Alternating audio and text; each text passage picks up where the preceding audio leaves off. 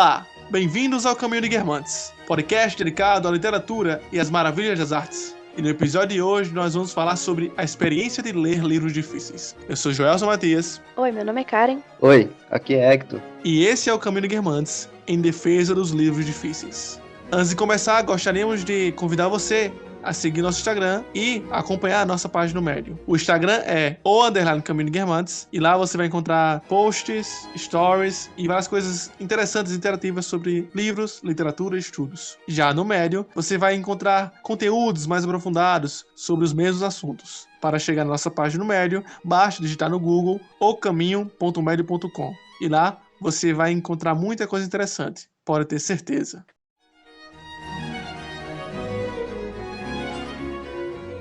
Quantas vezes deixamos de lado um livro difícil demais? Entenda por que devemos dar mais atenção a eles. A vida de leitura e estudos é uma luta diária que nos traz desafios, dúvidas e questionamentos. Algumas dessas questões, sejam de ordem metodológica ou de organização temporal, por exemplo, são próprias da rotina do leitor. Logo, apresentam-se para nós com tamanha constância que em pouco tempo é de se esperar que acabemos por nos acostumar com tais demandas. No entanto, há algumas questões que se apresentam como menos frequentes, mas que não significa que sejam menos importantes, e que também devem aparecer em nossa rotina.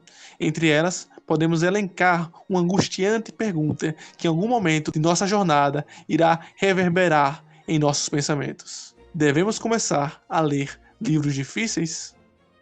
Durante a vida de estudos e leituras, a gente acaba se deparando muitas vezes com dificuldades em manter uma leitura de um livro mais difícil, um livro mais complexo, e também de algumas justificativas para não seguir esse caminho. Então, são várias coisas que acontecem, né, durante as leituras que a gente utiliza, primeiro, para fugir, muitas vezes, dessas leituras, porque a gente cria justificativas, a gente cria desculpas para não ter essa leitura, né, porque a gente sabe que vai exigir um pouco mais, e para a gente realmente sempre é muito bom estar na zona de conforto. E, de fato, quando a gente começa a ler, também é uma outra série de desestímulos, tendo em vista essas dificuldades, né? Então, o que o leitor deve ter em mente é sempre aonde ele quer chegar com aquelas leituras, né? Se ele tem um progresso bem definido, se ele já sabe um pouco sobre que área ele tem afinidade para estudar, quais são os progressos dentro daquela área, né?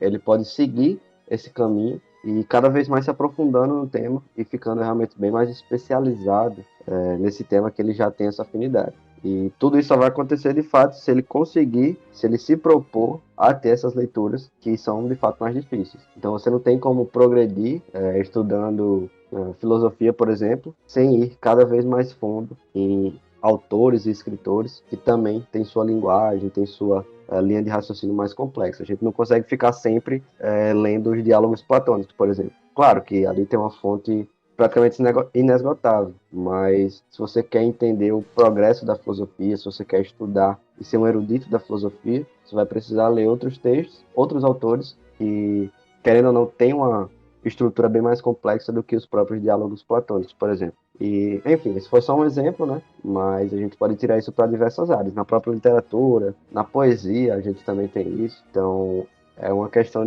que a gente vem trazer aqui hoje, justamente para que o leitor tente se soltar um pouco dessas amarras, né? E principalmente esteja mais aberto para as leituras mais difíceis, né? Porque a gente acredita que de fato são elas que vão impulsionar o nosso crescimento intelectual. E eu também acho que quando a gente fala de livros difíceis, a gente não está se referindo só a material teórico, né? Porque geralmente livros difíceis a gente pensa logo em filosofia avançada, mas muitas ficções também são difíceis de entender, seja pelo estilo do autor, seja pelo conteúdo de que ele trata ali naquela obra. Muitas vezes são obras ricas em referências e a gente não tem nada daquilo que a gente precisaria para entender por completo, e aí a obra de ficção acaba se tornando difícil também. E eu acho que muito por causa da mentalidade imediatista que a gente tem hoje em dia, eu acho que é um erro a gente querer ler um livro esperando entender tudo de uma vez. Então, por exemplo, a gente pega um livro na mão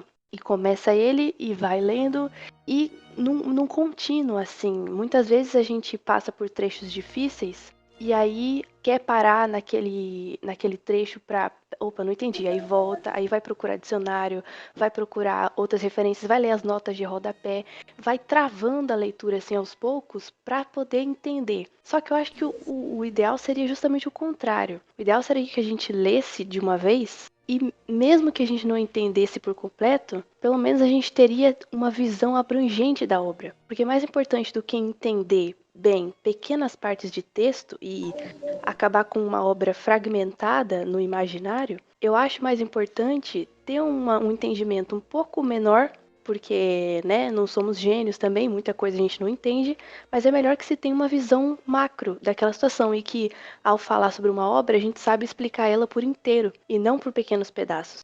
Né? E muito disso quem fala é o Mortimer Adler, naquele livro Como Ler Livros, quando ele fala de livros difíceis. Ele coloca muita importância na leitura de livros difíceis, justamente por essa questão de elevar nossas referências, né? Elevar o nosso nível de leitura, procurar coisas maiores do que a gente acha ser o nosso limite, né? Sempre nessa ideia de ultrapassar nossos limites. Mas justamente o ponto dele é esse, é que a gente tem uma visão macro da obra, que é melhor você ler 2 vezes, de uma primeira vez corridamente e de uma segunda vez parando para se atentar nos trechos mais complicados, do que ficar com uma visão fragmentada da obra. Para exemplificar isso, o próprio Adler, em uma entrevista, fala o seguinte, abre aspas, temos que achar livros que estejam acima de nossa compreensão, porque se uma pessoa lê apenas os livros que estão em sua compreensão, ela não consegue melhorar. São os livros que estão além da compreensão, os livros dos quais a pessoa entende parcialmente sua redação e tem de se esforçar mais para entender mais, que podem elevar você. Fecha as aspas. Gostaria de chamar a atenção ainda para um ponto na fala da Karen. Ela falou acertadamente que devemos ler de uma vez, assim, é melhor ler de uma vez do que fragmentar, né? Porque, como ela falou, nem sempre vamos entender toda a redação. Mas, quando ela falou isso, lembrem que ela não quis dizer que devemos ler correndo. Nem todos os livros devem ser livros que temos que ler um dia. Ler pouco e ler devagar também é algo interessante a se fazer quando se tratam de livros difíceis. Não precisamos correr, né? Sair dessa correria louca. A outra coisa que também vale a pena pensar nisso é que ler pouco não é errado e ler devagar também não é errado. Ler rápido é muito mais prejudicial à sua leitura do que ler devagar. É sempre bom estar consciente disso. E ainda tem outro ponto que eu achei muito bom também na sua fala, cara, que foi sobre o imediatismo. A gente tem essa tendência de já querer ler o livro inteiro de uma vez, ou entender 100%, né? E a gente tem que sempre ter em mente que o clássico é aquele que a gente relê, né? Não é só aquele que a gente lê uma vez na vida. Como o caso do Pequeno Príncipe, do Memórias do Subsolo, Crime e Castigo, Ilusões Perdidas, são livros que a gente relê, né? Não é um livro de uma tirada só, não é um livro de uma tarde, por exemplo, como o Gelson falou. E aí eu acabo me lembrando um pouco do conselho, né, do Sertilanges, quando ele fala em seu livro A Vida Intelectual, sobre as pessoas que leem Santo Tomás. Ele fala que é muito comum uma pessoa que está iniciando, né, a vida dos estudos, ficar muito animada para ler Santo Tomás, porque ele de fato é uma referência em todo o pensamento ocidental. E ele fala que nesse início, né, com esse ânimo, ele vai se perdendo ao longo do tempo, e em algumas poucas páginas a pessoa já pode estar desanimada. Por quê? Por que isso acontece? Né? Ele explica que as pessoas vão com essa animação, mas elas vão também com expectativa muito diferente do que de fato é ali o texto, né? O texto bruto, os conceitos, o raciocínio. E aí ele fala, né, de maneira alegórica, claro, que as pessoas esperam encontrar ali joias, né, lapidadas, bem comercializáveis, digamos assim, e que, na verdade, esses textos, eles são barras de ouro puro. Então, a gente tem uma imagem muito romântica, digamos assim, isso cria uma animação muito grande, isso cria uma expectativa, mas que o texto bruto, né, o texto puro, ele é uma massa condensada de conhecimento que a gente muitas vezes não tem condições de abarcar de uma vez só, né? Então, também é muito importante a gente perder esse imediatismo, porque nem todo texto vai ser tão simples, e se a gente for nessa ideia, né, de que tem que terminar rápido, que tem que entender tudo, a gente vai continuar pensando, né, que esses textos são joias, são elementos de luxo e não realmente barras de conhecimento, como falam o Sertilanges. E isso não quer dizer que eles são chatos, e nem quer dizer que essa ação seja chata. Podem ter certeza que há sim um prazer e um deleite em ler um livro com consciência. É claro que você não precisa se aprofundar nem pregar dicionários, mas ter um pouco de consciência durante a leitura, tentar aprender as nuances do texto, aprender um pouco da estética, ver como como o autor escreve, apesar de não exatamente estar se fazendo uma crítica literária, é algo que vale muito a pena. Pode ter certeza. Ainda mais em livros com cânones, ou seja, livros que foram testados pelo tempo. Não é só um livro que foi indicado por alguém. Esse livro você pode considerar que foi indicado pelo próprio tempo. Ainda nessa questão de como ler os livros difíceis, né? A gente já entendeu aqui que não é ideal abandoná-los. Então a discussão nem é essa, mas é como lidar com eles.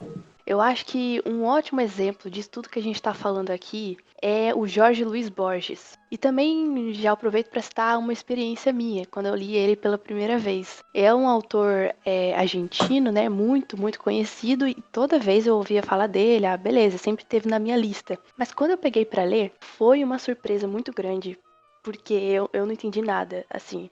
Eu passava linhas, linhas e páginas e voltava. Foi muito difícil aprender aquilo. E muito, não só por causa da linguagem que ele usa, que é extremamente rebuscada. Não exatamente as palavras são rebuscadas, mas as construções frasais são umas coisas assim que a gente não encontra em qualquer livro. E não somente isso, mas o conteúdo, o valor cultural que ele tem, as referências históricas, filosóficas, é uma coisa muito doida. E aí, eu tô citando o Jorge Luis Borges aqui, por quê? Para falar sobre a importância da gente conseguir enxergar a unidade de uma obra. Então, por exemplo, como a gente estava falando antes, não é ideal ler um livro correndo, né, de forma alguma, mas também não é legal ficar parando a cada coisa que a gente não entendeu. Porque o mais importante de uma obra é conseguir reduzi-lo a uma unidade única. É enxergar a clareza daquilo que o autor quis passar. Não necessariamente a moral da história, como a gente tem. Terminou a fábula, tem uma moralzinha da história. Não, mas entender que toda história tem uma linha única e tem um ponto que você consegue reduzir tudo aquilo que o autor está querendo dizer. E o Jorge Luis Borges, principalmente naquela obra Outras Inquisições, eu tô citando ela porque foi a primeira que eu li. Ele faz contos. Então, assim, fazer isso com contos difíceis é uma das melhores maneiras de treinar essa ideia. Porque o conto, veja bem, você pode ler uma vez, testar isso que a gente falou, de não ler correndo, mas também não ficar parando. Ler pela primeira vez, ok, não entendeu? É um conto, então você pode muito bem voltar e ler uma segunda vez. É diferente de um romance gigantesco, sei lá, Guerra e Paz, que você não tá entendendo, e aí ler por uma segunda vez vai ser muito raro, né? Já ler uma vez já é difícil, imagina duas. Essa é a ideia, que a gente consiga ler uma vez, e se não entendeu, que leia uma segunda vez. O importante é que no final você consiga reduzir aquela obra, nesse caso aqui um conto, em poucas linhas. Então essa é uma espécie de prova, é um teste para saber se você conseguiu apreender o sentido daquela obra. É que você, no fim, consiga explicar para alguém com clareza sobre o que se trata aquela obra. Não necessariamente citar tudo que o autor citou, mas saber reduzi-la em uma unidade. E aí sim você vai saber que você conseguiu entender o mais importante daquele livro. E nesse caso aqui, o essencial daquele livro difícil. Engraçado porque eu tive essa mesma experiência com contos acadêmicos do Santo Agostinho.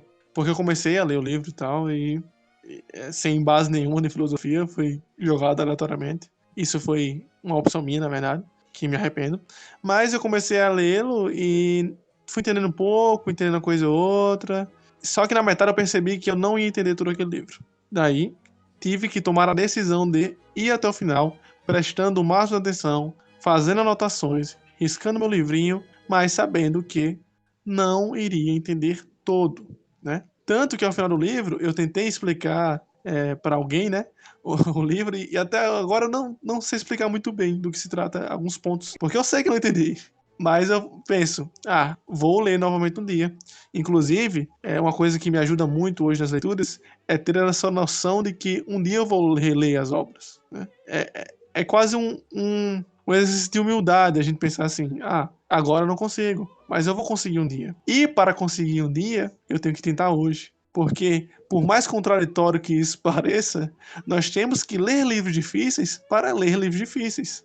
Apenas lendo os livros difíceis é que nós vamos quebrar esse pensamento, essas nossas crenças de que é muito difícil ler um livro, que ainda não tenho bagagem suficiente para ler livro tal, né? São inúmeras, né, as desculpas que nós encontramos para nós mesmos. E essas desculpas, muitas vezes, são sim válidas, mas não são desculpas suficientes para nos parar. Isso, assim, é até uma questão meio comportamental. Quando eu estava orientando grupos de estudos, foi me questionado até como começar a estudar. E, também contraintuitivamente, falei que o único jeito de começar a estudar é começar a estudar, né? Não tem essa coisa. Tem que ter essa força que vai nos tirar. E a força para ler livros difíceis é ler livros difíceis. Por mais que você não os entenda. Isso é difícil da gente tentar colocar no nossa cabeça, no nosso comportamento, mas dá para fazer. Com esforço, mas dá. E outra experiência com livros difíceis que todo mundo aqui teve foi com O Caminho de Guermantes, não. Com Em Busca do Tempo Perdido, livro 1, O Caminho de Chuan. Pensa num livro difícil? Eu duvido de qualquer ouvinte que tenha lido esse livro com leitura dinâmica. É impossível você ler ele sem a vozinha, né? Os caras que promovem a leitura dinâmica dizem que nós temos que acabar com a voz interior, né? Essa vozinha que nos faz entender e ler apenas como se fosse uma fotografia ou como se fosse puramente gramatical. Eu aposto que é isso é impossível. Porque muitas vezes as construções que o Marcel Proust vai fazer, se você não se ligar, você se perde. Às vezes parece. Não é um Saramago que não tem pontuação, mas às vezes parece que não tem pontuação. Às vezes o assunto entra e vai. Esses fluxos de consciência, bem parecido com a Virginia Woolf também, são bem recorrentes. E se você não se ligar, você vai rodar na leitura. E isso acontece em vários livros, em vários clássicos, em vários livros que são considerados cânones. É verdade. Assim, o que Borges tem de referências alegóricas, o Proust tem de fluxo de consciência. Então eu lembro que, assim, quando eu peguei O Caminho de Chuan pela primeira vez, né, porque não foi só uma vez que eu tentei,